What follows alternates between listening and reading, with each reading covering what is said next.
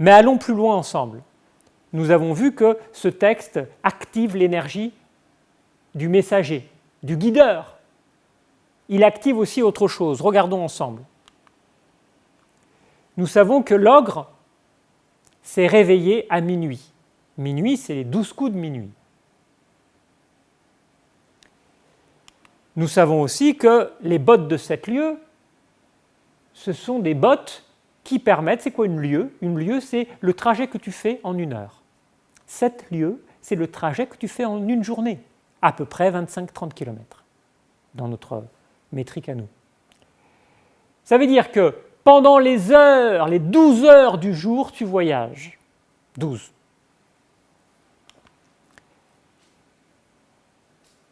Qu'est-ce qui est lié au chiffre, au nombre 12 dans la mythologie grecque, dans la mythologie ancienne? C'est Zeus. Parce qu'en grec, Zeus correspond en lettrage numérique à 12, parce qu'on sait que la planète Jupiter a un cycle autour du Soleil de 12 ans. Il se trouve qu'il va falloir mettre en association Petit Poucet et Zeus pour comprendre la fonction du Petit Poucet dans ce texte. Et effectivement, il investit la fonction de Zeus.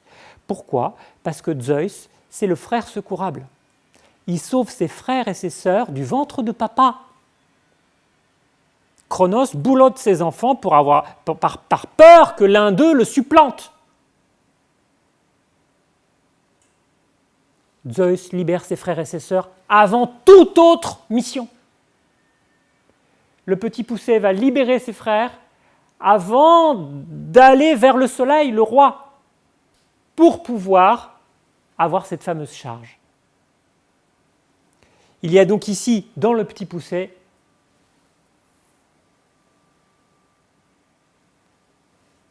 un investissement de la fonction jupitérienne. Et enfin, il va falloir peut-être se poser la question, pourquoi 7 frères? Pourquoi 7 filles? Pourquoi des bottes de 7 lieues?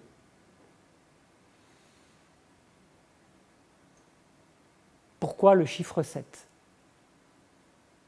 Nous avons parlé de la semaine, nous avons parlé effectivement de la lunaison, mais nous n'avons pas parlé du dieu Cronos, Saturne.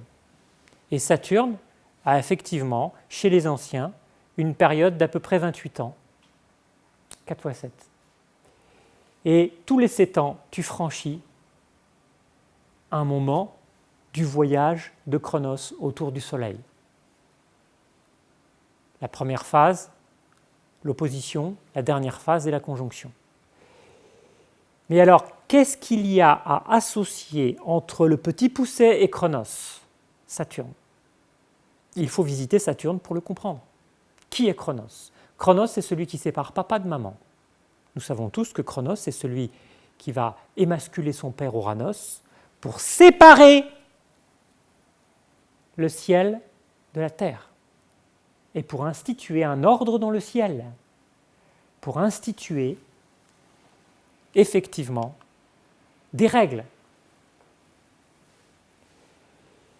Petit Poucet est associé à un moment d'apprentissage où tu passes d'une étape de ta vie à une autre étape de ta vie pour devenir le héros de toi-même. Qu'est-ce qui se passe au Moyen-Âge? Si le Petit Poucet est un héros pour ses frères, à son époque, qui est le héros au Moyen-Âge dans tous les romans? Le chevalier, bien sûr. Le chevalier. Et comment se séquence la vie d'un chevalier? Si ce n'est qu'à 7 ans, tu es page. C'est-à-dire que tu vas être palefrenier, tu t'occupes des chevaux, tu t'occupes de l'armurerie, et tu apprends à combattre avec des armes en bois au départ. Si tu ajoutes 7 à 7, tu arrives à 14. À ce moment-là, à 14 ans, on est écuyer. L'écuyer, c'est celui qui est au service du chevalier. Il va aider le chevalier à s'armer, il va préparer le destrier, il va être au combat aux côtés du chevalier pour lui dire « Père, gardez-vous à droite, Père, gardez-vous à gauche. Effectivement, avec un home, il était difficile d'avoir un champ large sur le champ de bataille. Et qu'est-ce qui se passe lorsqu'à 14, tu ajoutes 7, tu arrives à 21? Et effectivement, c'est dans la 21e année que le chevalier est adoubé chevalier.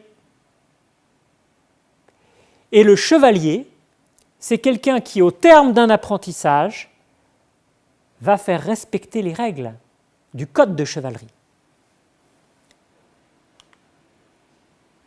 Et ce code de chevalerie était à l'époque réparti en 10 règles.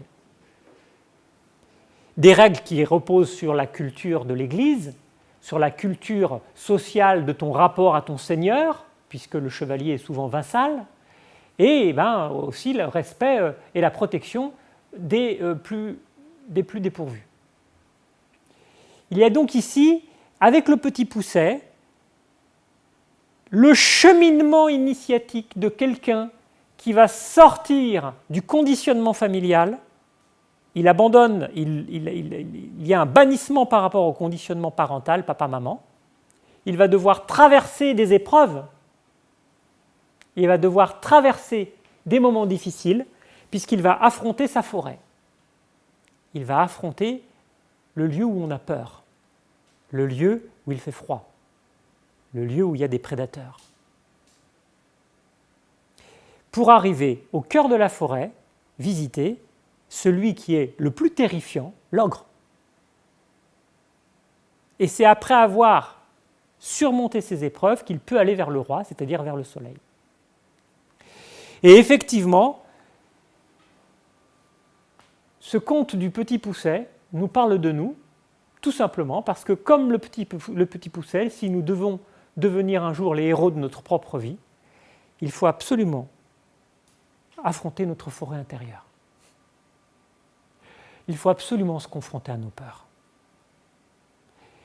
Et on ne se confronte pas à nos peurs pour nous-mêmes seulement, mais parce qu'on a d'autres à secourir. Et lorsque nous sommes au cœur de la forêt, eh bien, ce n'est pas fini, parce qu'il va falloir affronter l'ogre. Et l'ogre, on ne peut pas le vaincre. L'ombre qui est en nous, on ne peut pas la vaincre. C'est une illusion. Mais par contre, on peut l'apprivoiser, on peut lui parler. Le Petit Poucet est rentré en dialogue avec l'ogre. Il a négocié. Et ce qui est très fort avec le Petit Poucet, c'est qu'il s'est emparé des forces de l'ogre. Il a chaussé les bottes de cet lieu. Et en s'emparant des forces de l'ogre, il a pu dépasser cette épreuve pour aller vers le soleil, pour aller vers le roi. Et c'est pour ça qu'au Petit Poucet est associé Saturne, parce que c'est le temps de l'apprentissage, c'est le temps de la séparation d'avec le conditionnement initial pour pouvoir entamer un trajet, pour se construire. Saturne, c'est aussi le mythe qui nous apprend à nous étayer, qui nous apprend à nous ancrer, à nous donner des valeurs, à créer des jalons. C'est le dieu, quand tu le vis mal, qui te dit « il faut, yaka, faucon, on doit », si tu le vis mal. Si tu le vis bien, c'est un étayage qui va te permettre de te verticaliser pour pouvoir voir loin. Et je vous ai parlé du chevalier au Moyen-Âge, mais nous pourrions parler d'autres chevaliers. Vous avez compris que le chevalier, c'est une image archétypique qui renvoie au héros. Le héros, c'est celui qui est mortel, mais qui est dans son chemin d'accomplissement connecté à l'autre côté du miroir. Et j'aimerais pour finir vous présenter d'autres chevaliers qui sont dans l'ordre de la fiction, mais peu importe, l'image fonctionne toujours. Et ce qui est intéressant avec les Jedi dans Star Wars, c'est qu'ils ont eux aussi un code de chevalerie, mais ce qui m'intéresse par rapport à ce que nous disons aujourd'hui, c'est que ce code de chevalerie est associé à un ordre qui a existé avant les Jedi, qui sont les Jedi. Et si vous comparez les deux codes de chevalerie, vous verrez qu'il y a une petite différence entre les Jedi et les Jedi. Regardons à gauche. On vous parle du cœur de la force, la lumière révélatrice, mais on vous dit aussi « Je suis le mystère de l'ombre ». Ça, on ne l'a plus chez les Jedi à droite. Vérifiez. Et ce qui est intéressant, c'est que si nous devons devenir les héros de nous-mêmes, il faut absolument traverser notre ombre. On ne peut pas en faire l'économie. Et ce qui est intéressant avec ce conte du Petit Poucet, ce sera la conclusion, c'est que le conte du Petit Poucet nous dresse différentes étapes de notre propre cheminement. Il y a l'ombre, après le bannissement familial. Il y a un moment donné où tu vas rencontrer une femme, pour vous messieurs, qui est une porte d'accès pour aller plus loin. De l'autre côté, il y a le comble de l'ombre. Il va falloir affronter nos terreurs intérieures, nos monstres, nos démons. Et si on inverse les polarités et qu'on s'empare de cette force qui est une vraie richesse, eh bien, on va vers son soleil, on va vers son guide intérieur. On réussit à être ancré et à être dans son chemin d'accomplissement en étant une lumière pour soi et pour les autres.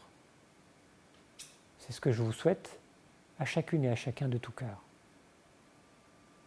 Merci de votre attention.